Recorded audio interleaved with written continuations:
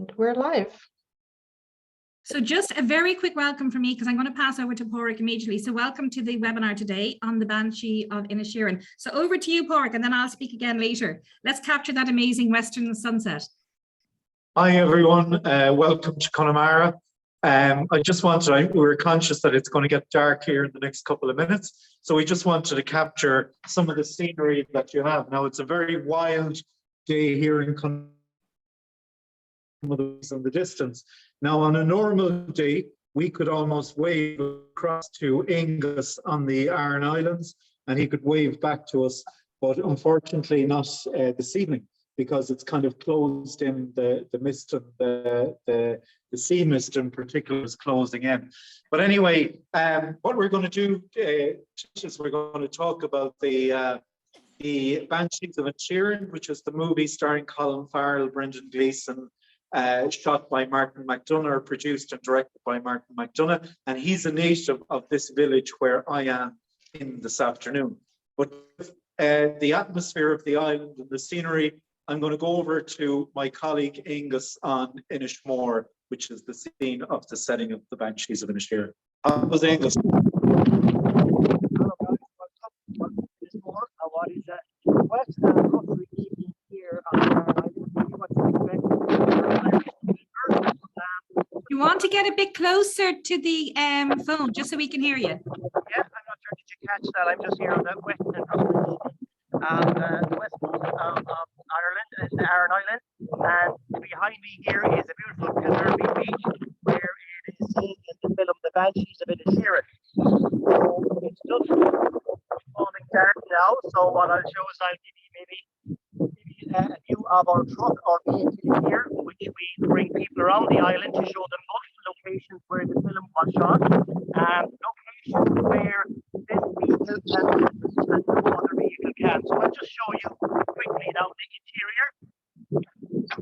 So just for those who can't hear very well, this is the interior of the vehicle that will bring you off-road in the Aran Islands. And this is where the Banshees of Inisherin was shot. And we'll explain more later when the sun has set, what exactly, where we are and what we're doing. So it's into this truck that everyone comes along with us. As you can see, it is raised up off the ground, about 3 feet up off the ground. So views are amazing of the island, where we travel to locations which are very much off the beaten track and locations where the director chose to shoot the film here on the Aran Island. And to the background here is one of these beautiful locations where you can see the waves, the seaweed which has washed up onto the beach, and an amazing scenery that multiple other sites like this are on the island. Fantastic. And can you just tell us how many years has your family been living on the Aran Islands? As far back as we can trace it. I've often had that question asked, and I've often asked my father that same question, and he can only remember as far back as people have lived on this island, really. My name is Angus, and in the very distance behind the cloud here is Dún Angus. So probably from when the first people came to the island, we've been here. Fantastic. And you can tell us some more stories about the island, like that gravestone, which is fascinating. The gravestone that doesn't have a grave. Oh, the gravestone. But you can tell us that. Yeah. Yeah, of course. This gravestone is actually on our family land. It was a gravestone that was destined to be taken from the Aran Islands here and brought to the mainland, but it was never moved. Payment never came across from the mainland, and that particular gravestone remained there for the past 124 years. And that is actually a gravestone that we pass on our walk up to Paul the Beast, which is another amazing site. So yeah, payment would have been probably a boatload of turf, peat that we would have used to keep ourselves warm on the island here many generations ago, but it never came, and that gravestone remained on our land ever since. So there's lots of eccentricities and lots of stories you can tell when people are with you. That's for sure. Yeah, we never stop talking, maybe too much talk. So, Pádraig, how should we do it now? Should we go back We have a very short video one filmed on a better day if everyone wants to see a little bit of what the guys can offer there in the island. So just give me 1 second. So just while G was doing that, just so that you know, there's the mainland, Connemara, Galway, that area you're all well familiar with, and then there's the island. So we have Pádraig on the mainland and we have Angus on the island. Waving at each other. That's right, yeah. So Yeah, it's very accessible. So for our guests that would be, we'd say, staying in Ashford or staying in Ballyhinch or Glenlow, you're looking at only about a half an hour, 45 minutes drive to the airport, where you can fly across to any of the 3 Aran Islands. Or if you don't like flying, there's also regular ferry services.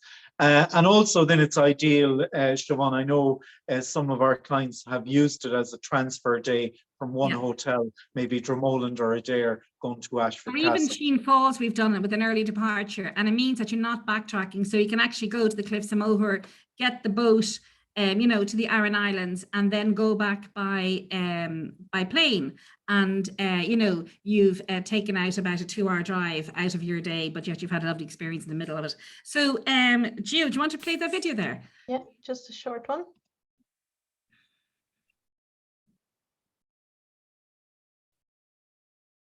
On a sunnier day. There's music. The music isn't playing, Gio. I don't know if you're aware of that. Is it not playing? No. So that's the Dún Aengus that he was talking about there. And that's the hole that you can actually go diving into. It's really spectacular scenery. Maybe, do you want to restart it again with the music, Gio? Because it is beautiful scenery. I'm sure people won't mind seeing it a second time there. Yeah, sorry about that. It's just a 40 second. Let's see what. Why is it not going? Let's try again.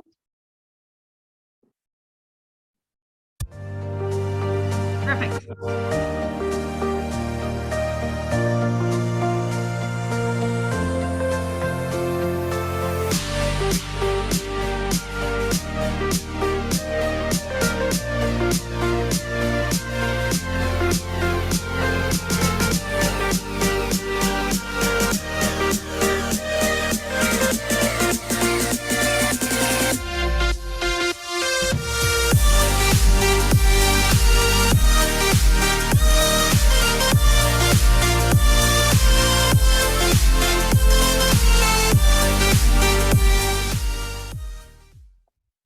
And actually, Pork, it's one thing that you and I have always said, that another film that was a spectacular film and one of my favourites, The Field, was filmed not far from that area as well. It was indeed, yeah. It was filmed in Connemara here over 25 years ago. I think it's maybe even closer to 30 years than 25. But yeah, very, very, very much loved by Irish audiences. Yeah. I think most Irish people have seen it 6 or 7 times, and it's usually shown again at Christmas. And we almost know the lines off by heart. It starred Richard Harris, John Hurt, and Tom Berenger.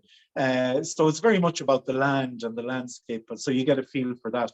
But I suppose just going back to the off-road experience, from using it several times over the last two years, for our clients that come to the Aran Islands, it's a great way to see it, because you're going on a road that no other vehicle can travel. So you're having a unique, special, and very, very private tour of the island, because sometimes the island gets overrun with the number of visitors that come, but this off-road experience travels on a road that no other vehicle can travel on. So you really are getting a very personal experience. Well, it's very funny, because I remember the last time that I was doing it, sure, like everyone we met was a brother or a cousin or a father, or everyone knows each other, which is great. It's really an island community, isn't it? Yeah, absolutely. It is. It's very unique, and as I said, the vehicle Angus probably mentioned, it can accommodate up to 10 people. So it's ideal for a multi-gen family. They have 2 of them, or also even from a couple or 2 couples traveling together. You know, it's really, really great. And then Gio herself was on the Aran Islands during the summer, and her little daughter, who was 3 at the time, was it? Gio? Yeah. Just to show you that it's family friendly as well. And she had a little crying episode because she didn't want to leave the island. And she didn't want to leave. She wants to go back and live there forever and learn Irish. So what's the next, where are we next going to, Gio? There's Pork back again. So yeah, so we're the theme of this webinar is the Banshees of Inisherin. So what we have, as I mentioned to you earlier, I'm in a place called Lettermullen, and it's another one of the experiences that we offer our guests, the Connemara Archipelago experience. And it's directly across from the Aran Islands. It's a series of 5 little islands connected by narrow causeways. So you can drive in and out. There's no need to take a boat or a flight or anything. But the last of these islands is the home, the birthplace of Martin McDonagh's family. And I think, Gio, there's an image there of the cottage, which is just across the road. But definitely, these webinars are great, but I wasn't going to be standing out in the rain talking to you from the location. So I decided to take this earlier before the rain came. So you might be able to share that. Yeah, I've got a picture of the cottage there. So that's where Martin McDonagh's family, dad was born, and where he used to come on holidays regularly to this area. And for those of you that maybe don't know much about Martin McDonagh, he was famous first as a playwright, and he wrote a trilogy based in Connemara. So there was The Beauty Queen of Leenane, there was The Lonesome West, and there was A Skull in Connemara.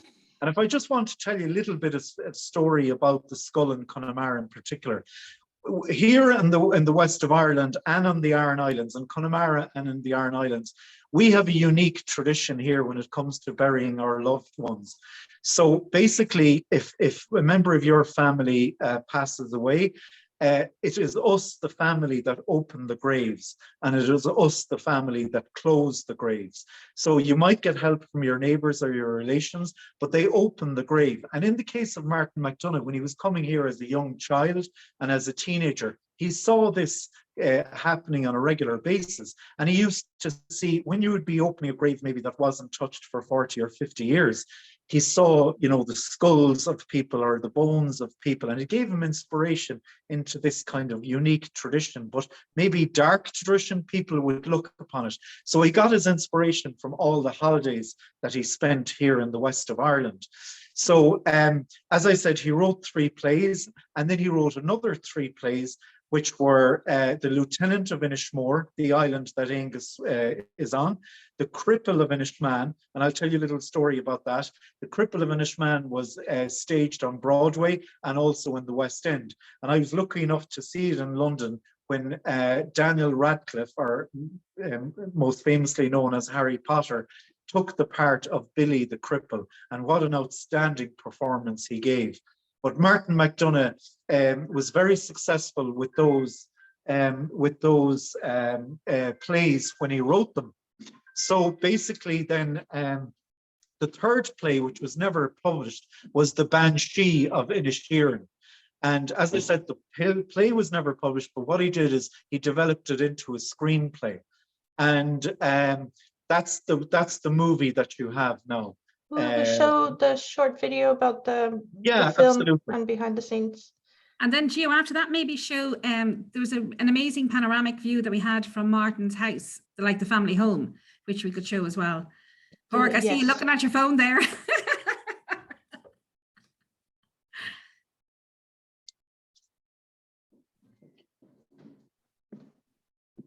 You're still on there, Porrick. Sorry, yeah? You're still on there while she just gets the video. Okay, yeah. You're off now. After we see the clip of the film, I'm going to introduce you to a local man here who knows Martin McDonagh very, very well. But we'll play the clip first, just to give you a sense of the island and the film. Just one second. I'm not sure why the video keeps not coming in. Yeah.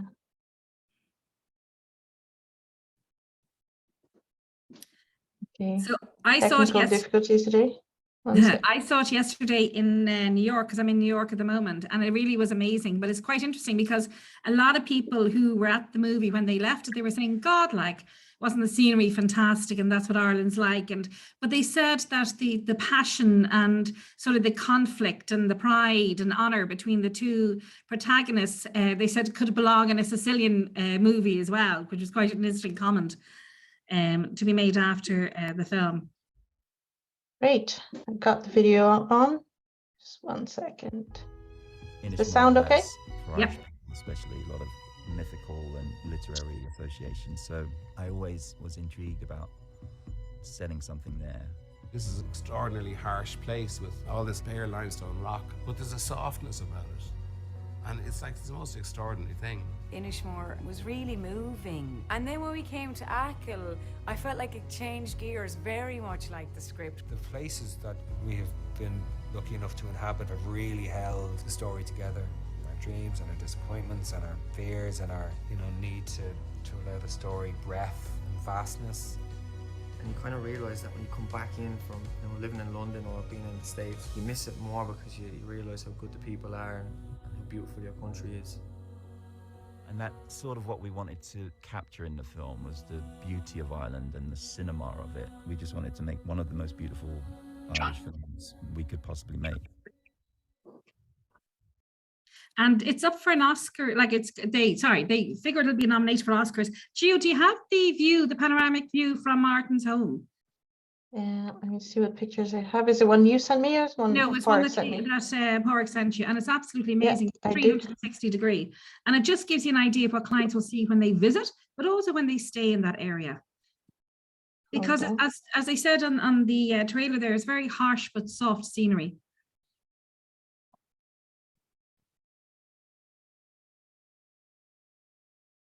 Oh, sure. We can have a quick word, maybe. Picture. Just Yeah. There's the picture. Yeah. And we had a little video as well. That we did. Yeah. Oh, and it's not showing. Hold on. Oh, there it is, it's showing. So this is a 360 degree view from that area. It's really outstanding. This was filmed just yesterday morning, so you can see the weather different a little bit from what we see in the film, but it's very beautiful. I could definitely be almost shouting across at Angus from there last night and he'd hear me, but unfortunately not tonight. But just going back to Martin McDonagh and his roots here. So I have a man here, and you might notice from our background where we are, we're in a heritage centre in Lettermullen, and this is the result of one man and what he's done over the years in continually to collect items from that, some of them that are dating back not even hundreds of years, but over 1,000 years. But John knows Martin McDonagh personally. And I just want to tell you, we know him locally here as John Wabba Jack, and that's a tradition in Ireland. You're called after your father or mother. So sometimes people mightn't even know what their surname is, but they'd know them from what their father or mother or grandfather or great-grandfather. So it's terms of generation. So in the case of John, his mother was Baba, which is Barbara, and her father was Jack, as you know. So he's known here locally as John Wabba Jack. But I just want to maybe, John is going to tell us a little bit about Martin McDonagh and how you found him, and you know him very well, and he comes to the area regularly. Well, I suppose I would know his father better. His father used to come home from England in summers with the children. That time, and they used to go out fishing for wrasse and so on. And I would meet them out fishing. I would meet him the first time.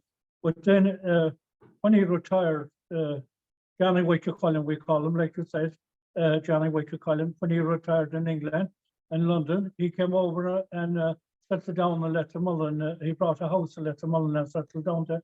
And out fishing, he spent most of the days, like before he left for London, the same thing, out fishing and so on, sowing the potatoes. He was a great worker, his father, Martin's father. And then I knew Martin. Martin came here many times to the Heritage Centre here, a very quiet man. And I told Martin one time, my university was to go to the Eagle Rock. That's a rock that's outside where I used to learn fishing and learn all the channels, you know, the old sails and the names of rocks and everything. And Martin would answer me back. He said, I would put some stuff up on the shelves in the shop in London at 16.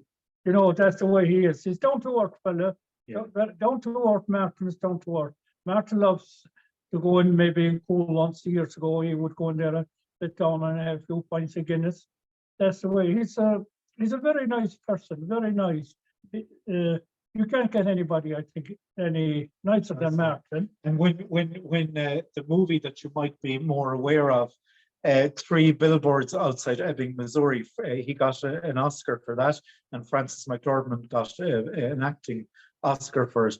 But when after that was announced at the time, Martin came over to visit his parents. So the local kids in the elementary school here erected 3 billboards with 3 simple messages on it.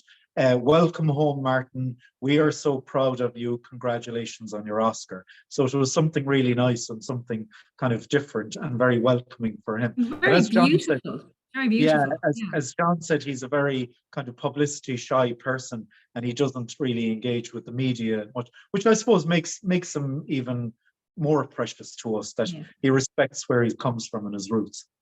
And it seems that he has a true understanding of like the West, even though like it would have been his father who was born there. The fact that he's a true understanding, it's in his, like he understands the essence of the West of Ireland. And Pádraig, you must be delighted that they know how to pronounce the name Pádraig now because of that movie. Because I know with the fact that the sisters called Siobhan is doing me a rake of good. Yeah, so Pádraig and Siobhan now will be on the international radar from now on. So yeah, that's a definite thing.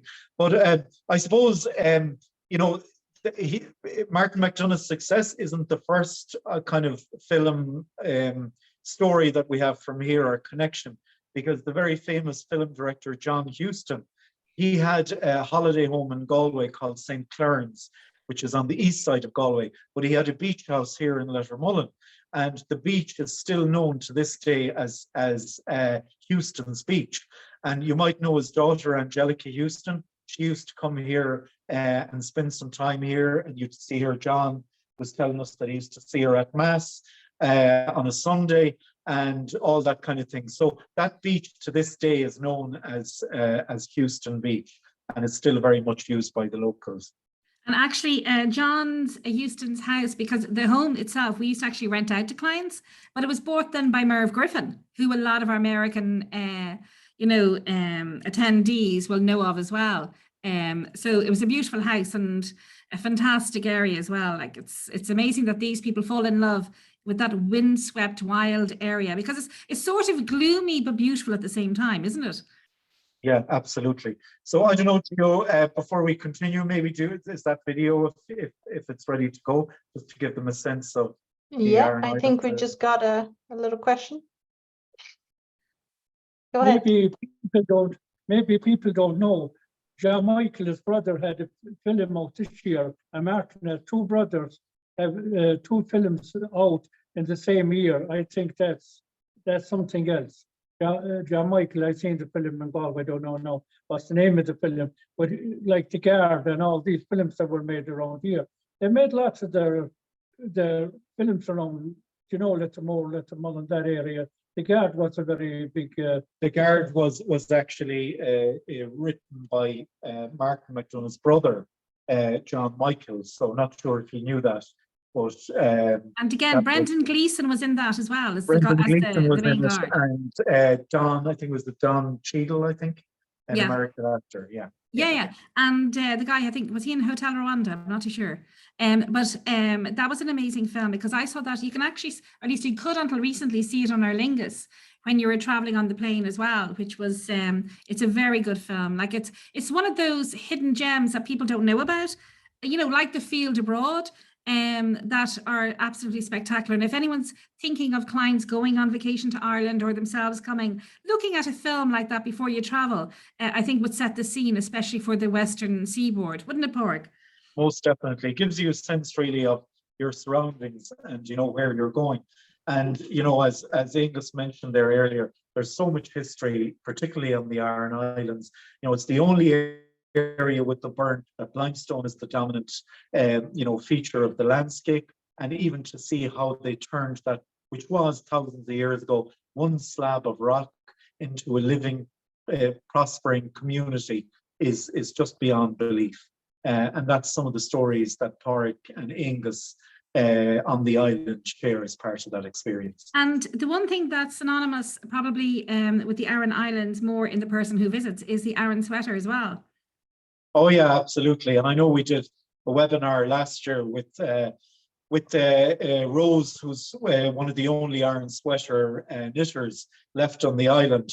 And the beauty of Rose is you can talk to her. She's the one that's knitted all those jumpers that you see, and she will She will make sure she gets the right colouring for you. She'll even custom make one for you if she doesn't have one in store and ship it back home. In some of the cases I've heard that they arrive before you arrive back in the States. So it's a great service to have, and it's a great tradition and story to hear as well. And it's also good to remember that the VAT, you can claim it back usually at point of purchase in Ireland as well when you're buying things. But we often have people who want to bring over maybe a knitting group.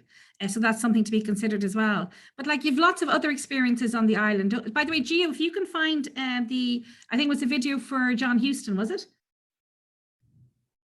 Which one's this? I was going to show the video of how to get to the island. Perfect. And then maybe we go back to some of the experiences, Pádraig, that you can do when you visit the islands as well. Yeah, absolutely.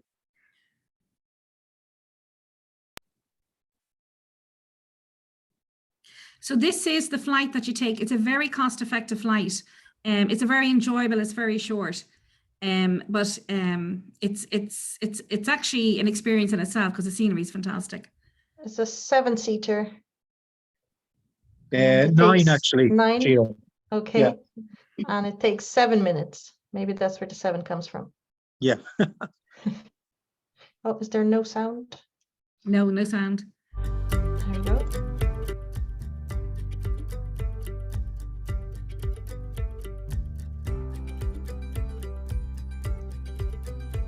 And it's literally that rugged beauty you see all day. Sweaters.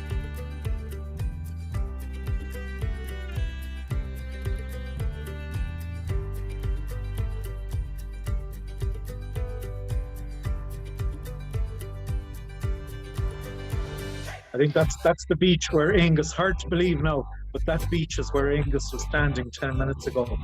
But you can see the colour of the water, how turquoise it is, and how crystal clear, no pollution, none of that. Sorry, Pádraig, we just have a question there about the round flight. It's around €100 for the round flight, isn't it? Yeah, that's right. And they run about 5 to 6 return services a day. But even more importantly, if you had a group coming or an extended or a multi-gen family and you want to charter your own private flight, that can be done as well. Yeah, and we'll definitely include on the experience. So we'll, you don't we'll have to plan worry out about the whole day. You don't need to worry about that flight. And we'll then do that.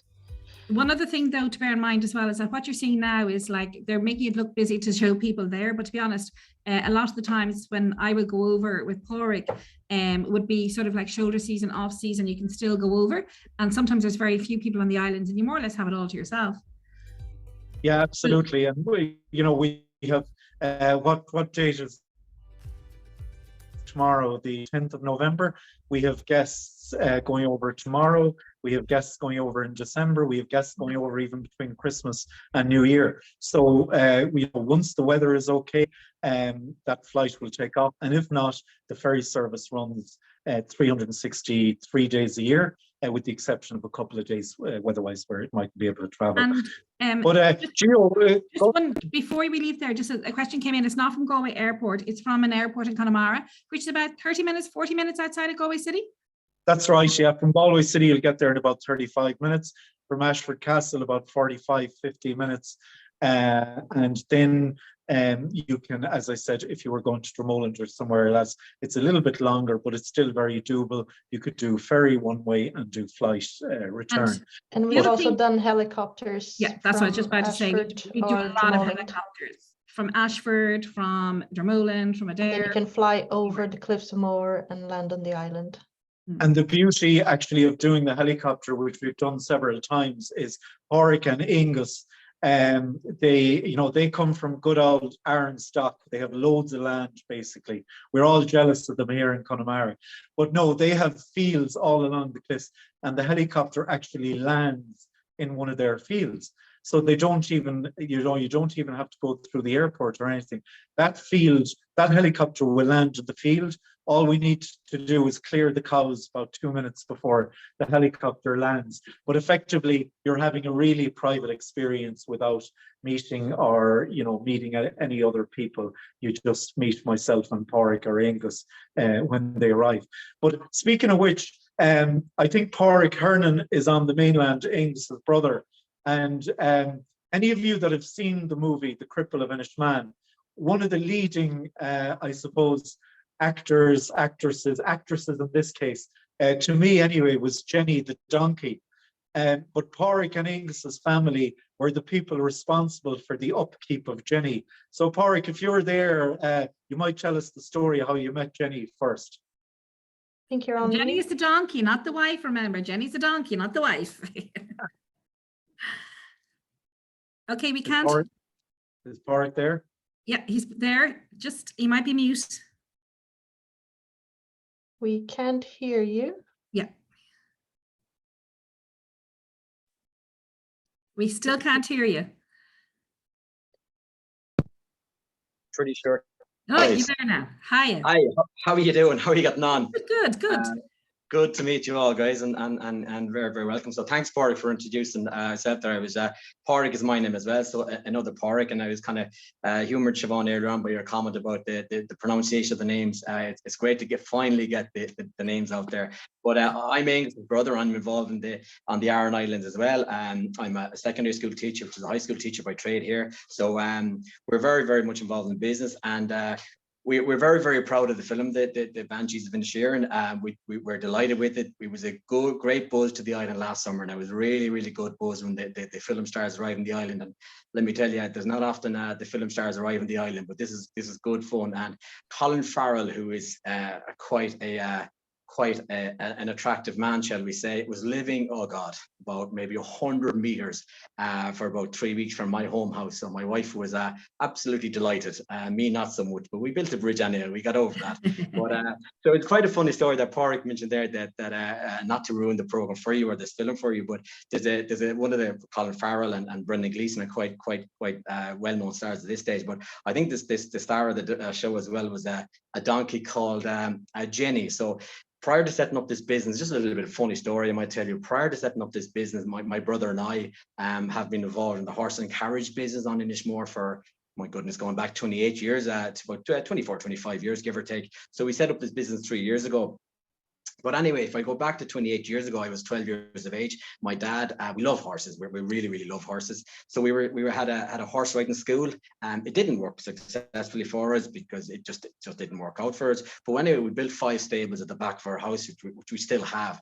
And I remember now, my dad now is 77 years of age, guys. He tells you as it is. He shoots from the hip. You know, you don't like what he has to say, it's your problem, you know. But anyway, we were all excited about I got a contact, or my dad got a phone call from a member of the production team looking about renting these stables we have at the back of the house for a couple of weeks, and my dad was delighted. And anyway, I remember vividly as if it was yesterday, because we were really, really excited that we got to see these a big huge horse box trailer arrived at the bottom of our road, maybe 100 meter of an incline up to our stables. Huge horse box trailer, very, very new. A huge Jeep, which is very, very new as well. So we were all thrilled with this anyway. We were all there, my wife, my kids, I had 3 young boys. We were all excited, expecting these 2 massive horses to come out of this horse box trailer.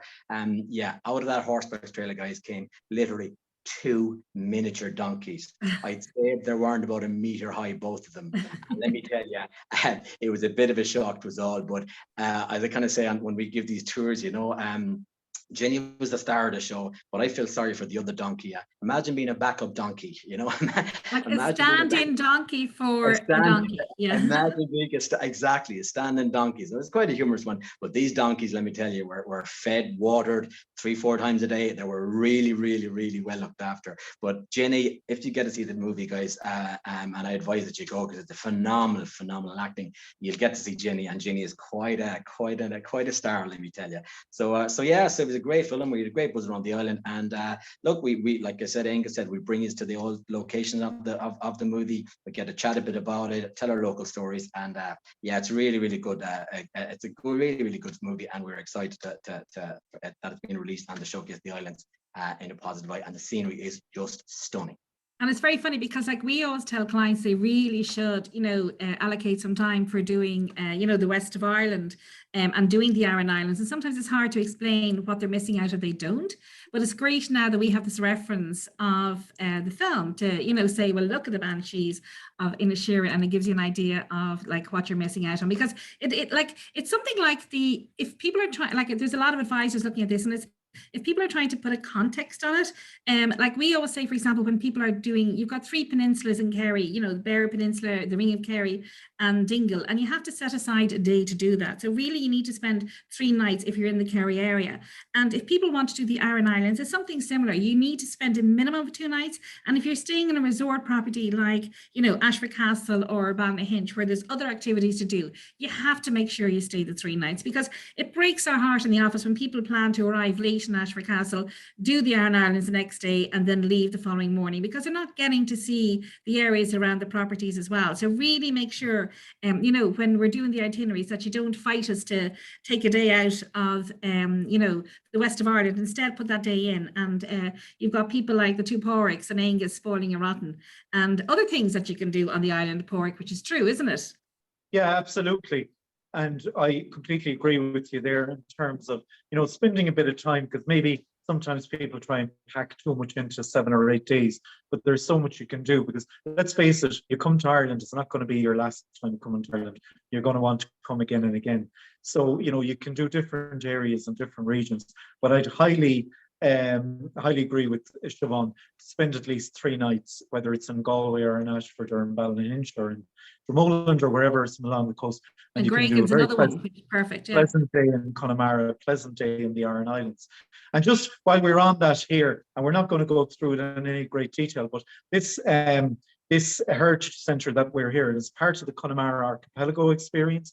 And I just wanted to show you, like, even there's an amazing collection here. And as I said, there's some of the stuff going back over 1,000 years, and there's modern stuff here. But the traditional dresser behind us here, which would have been a staple of every single house in Ireland, not just in the west of Ireland.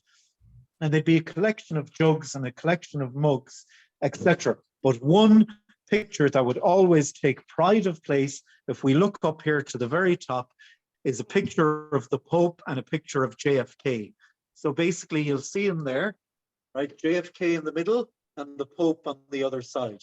And you'll also see it, pictures of Jackie O and JFK, and that would be a prized possession if you got that coming from America, or one of these beautiful ornate kind of wall plates that you would get. And also here, believe it or not, you would even have not to be used on your back door now, only in your sitting room, you'd have the Kennedy's little mat. Yeah. So that's what it was. And just while you have Jacinta here, she runs the Heritage Centre. It's privately owned by John, but Jacinta runs it, and she'll be more than welcome to tell you stories. And I'll tell you one thing, she has a great story about a Guinness bottle. And I can't wait for your guests to come over and that they can share that story. And there's one other person quickly that I want you to meet before we go. And that's Tammy Joy from Washington State originally. And Tammy Joy was 4th generation, her great-grandparents left here. And she's decided to return, to move permanently here. And she's background in agri-tourism. So Tammy is the person that will host you for your private lunch in her cottage that dates back to the 1850s. So there's lots of things you can do, like people you can meet like Tammy, isn't there, Porrick? Yeah, absolutely. Most certainly. It's the whole idea really with our experiences, I suppose, is connecting you, the guest, our guest, with people, with local people. Because sometimes visitors miss out on the opportunity of meeting real Irish people, ordinary, down-to-earth people that, you know, are involved in crafting or in food or in the arts or in tourism, etc. So the whole idea is to link and make that connection between you, the guest, and us, the people that are on the ground here. And basically it gives you an opportunity to engage with the real people, not just to meet them, but actually to spend time. Like I was, a friend of mine, Shivani, her parents were over in Ireland recently, and I actually was having dinner with them on Monday, and they were still talking about all the experiences they had and showed me all the photos. And, you know, next minute, Karen said to me, now we have to plan our next trip back, you know, and I have to spend more time in such a place and everything. So, you know, it's amazing. Like it's the start of a series of journeys, in fact, rather than even just one journey. Yes, I know, absolutely. And it really is. And I think the beauty as well is with Adams and Butler, everything is tailor-made. So if you have a particular interest in, we'll say, whether it's learning how to make an Irish soda bread, Tammy here is one of a few people that can show you how to do it. There's somebody else on the Aran Islands. If you want to learn how to make a St. Bridget's cross, or if you want to learn more about music, we have Conor Connolly, actually, who's one of the musicians in the Banshees of Inisherin. We do private music lessons, or sorry, music sessions with Conor. But you know what I found with guests is sometimes it's not even about the music, it's about the story behind the tune, or the story behind Conor's music playing. That's what's important. So, it's that connection. It's learning about the art, but learning about the people behind the art. And he's an award-winning musician as well. Yeah, he was the Young Irish Traditional Musician of the Year, 2019. And I'm lucky enough to work with 3 of them who won that award over the last 10 years. So it's an absolute an honor to be able to showcase them and their talents to you, our guests. I want to show the video from the poaching distillery, because a lot of people don't understand what poaching is, and it's referred to in the film as well when they're drinking the poaching on the wall all the time. So we might show that video, but just a few of the things is that, like, just throwing out things we've done, like, for them, like the seafood buffet on the shore, the pop-up dancing artists, singers, musicians, on the beach with that seafood buffet, the seaweed experience. Like there's so many things you can do on the islands, isn't there? I suppose one of the memorable experiences I have of this year is guests of ours that I as far as I can remember, they were from Brazil, and they helicoptered to the Aran Islands. And after the Aran Islands, I didn't tell them about this, but we arrived here in Lettermullen on a private island, and I had Conor and another musician and a Seanos dancer. So playing music for them, somebody dancing, and we made poaching cocktails for them. Tammy here, who you met earlier, was involved in that.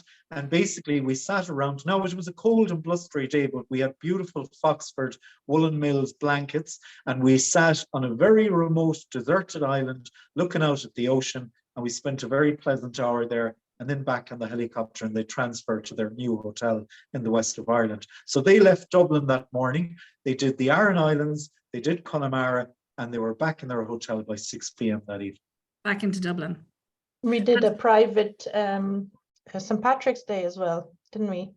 For a multi-generational family. For a multi-gen family, and I remember their particular interest was in whiskey distilling. And we brought them to a distillery that's not open to the public, so it's not one of the commercial distilleries, but the owner met and spent a very pleasant hour with them. And I'm almost sure to this day that they've invested in that distillery because they just loved the uniqueness of it. Yeah.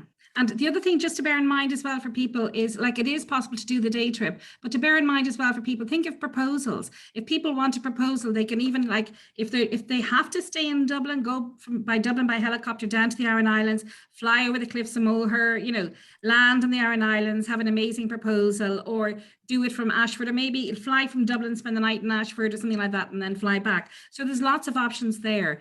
But Gio, can we show the poaching distillery just to give you an idea of, and this is outside Galway. Do you just He is outside Galway, but he does travel, right, Pádraig? Because we had him doing a demonstration in other locations as well. Yeah, so absolutely. He can do it remotely as well.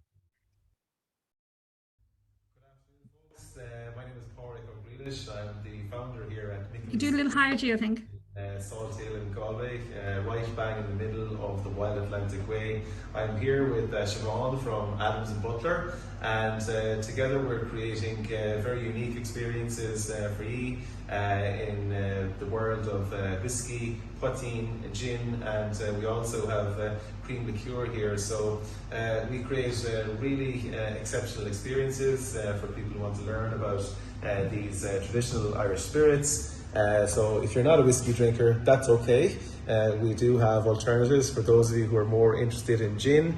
And for those of you that are particularly interested in whiskey and would like to create a bit of whiskey history with us, as we are laying down Galway's first whiskey in over 100 years.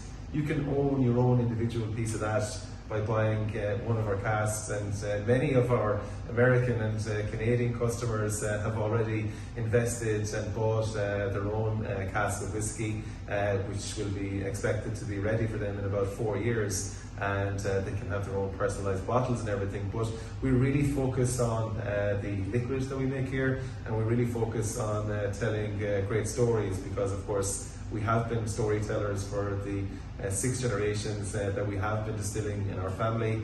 And I haven't introduced the brand, but Michael was our great-great-great-grandfather. So we've actually been distilling in our family for over 170 years and for 6 generations. Probably no harm in mentioning that my brother and I, who's the head distiller, we're the first in the family to distill legally. So we do have a very interesting past and a very interesting story to share with you. So I look forward to meeting you all here in the centre of the Wild Atlantic Way in Galway. And Gurmila Maggie, thanks a million. And we just have a little video there of a tasting, if we can show that as well, Gio. Yeah, let me find it here.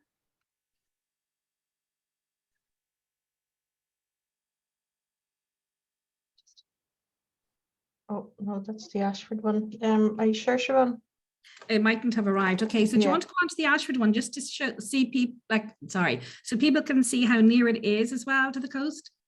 Yeah, just. And then we go back to Porrick there. He's showing us something there. I think it's a Martin McDonagh. Or do you want to show us that, Porrick, while she brings up I the just wanted to show you, I mentioned earlier about Martin McDonagh. So that's him after getting his Public Awards. And then you'll see the movie, 3 Billboards with Francis and McDormand, and you'll see then the day he arrived back to his home place and the 3 billboards that the local kids in the elementary school had erected on his arrival. Fantastic. That was brilliant. That's so sweet. It's amazing. And so Gio there, do we have the... Yeah, I've got the Ashford video. Okay, so this is a stateroom in Ashford Castle. In the iconic Ashford Castle. Need higher there, Gio? A sight to behold when you enter the driveway. A lovely dry martini to greet me. My preferred drink of choice, which their attention to detail, they obviously know. Fantastic design of the bedrooms by the Thomond family, who painstakingly restored the property to its former glory. Just coming quickly up to the window so that you can see the amazing views of the lake outside. And remember, we're only 40 minutes away from the airplane that takes you to the Aran Islands, and it's a quick 8-hour flight. Paintings are spectacular. Back to another view of those gardens and the beautiful woods beside us. They have a little hideaway little property as well on the estate that's perfect for clients. And taking you over to a lovely little amenity which represents the wolfhounds in the property. So there's a chocolate wolfhound and also a nighttime beverage to relax with after dinner. And then last but not least, a fantastic 4-poster bed, which I shall definitely enjoy for the next 2 nights. So once again, delighted to be back in Ashford Castle. And then Gio, there was just a quick one there about the birds, because it's another thing that you can do in the west of Ireland. So it's another activity to add in. Just one second. Yeah.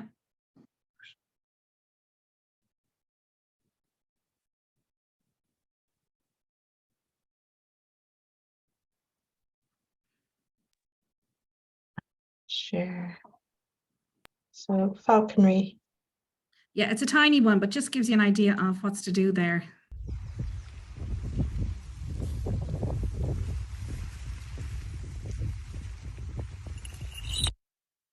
Yeah, that's it. Do we have any more videos of Porrick that we have to show? We had one of the area of where he is now, so I can show that. Just there's a query there about when we'll be able to get the recording. We'll be sending it out next week. We didn't send out the Tanzanian one yet either, just because it was just a busy week, but we will be getting those both out next week. We had 400 people registering, 300 and something registering for this webinar, but all will be getting a copy of the recording. And that's just another 360 shot of the outside.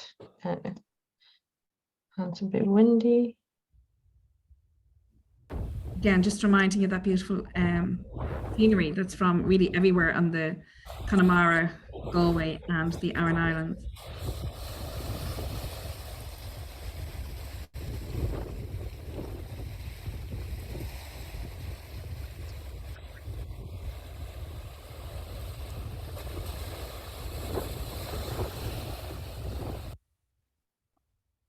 Okay, so that's the last video, is it you?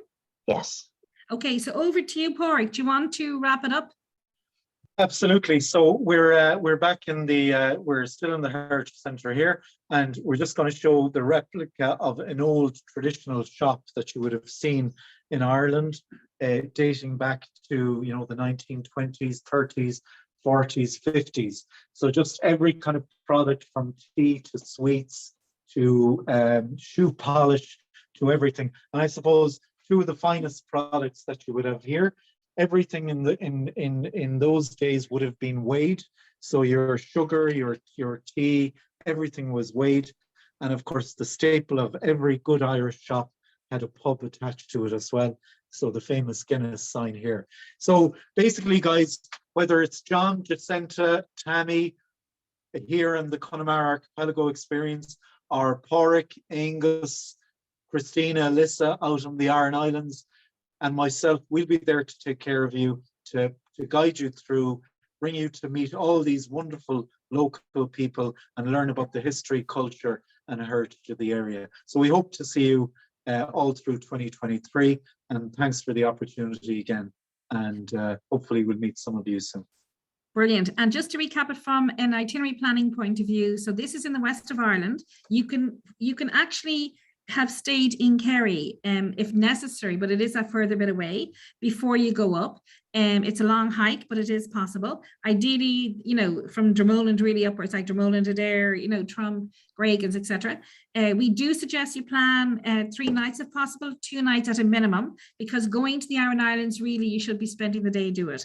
There is the option, as we said earlier, that if you're coming from the south, so south of Galway, you get the boat to the islands, and then you get the airplane back. So you've actually taken about a 2-hour journey, or at least an hour and a half, out of transfer time if you're then staying in a property that's north of Galway City. But there's lots of options. We also mentioned the helicopters from Dublin at a push, and there are lots of people who do the cliffs of Moher and the Aran Islands in a day from Dublin. It's not ideal, but you can still have an amazing trip and something that you'll always remember.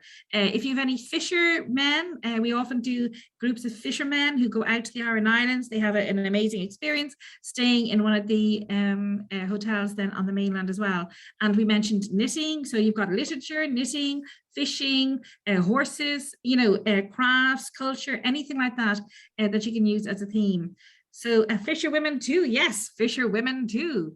And we showed as well, it's a family destination, so it can be for anyone, couples, groups of people traveling together. You can do, you can visit lots of local pubs, and I'm trying to make sure I'm not leaving anything out. The seaweed experiences, again, meeting and engaging with real people and having that traditional Irish cookery class with Tammy, or learning how to make soda bread, etc.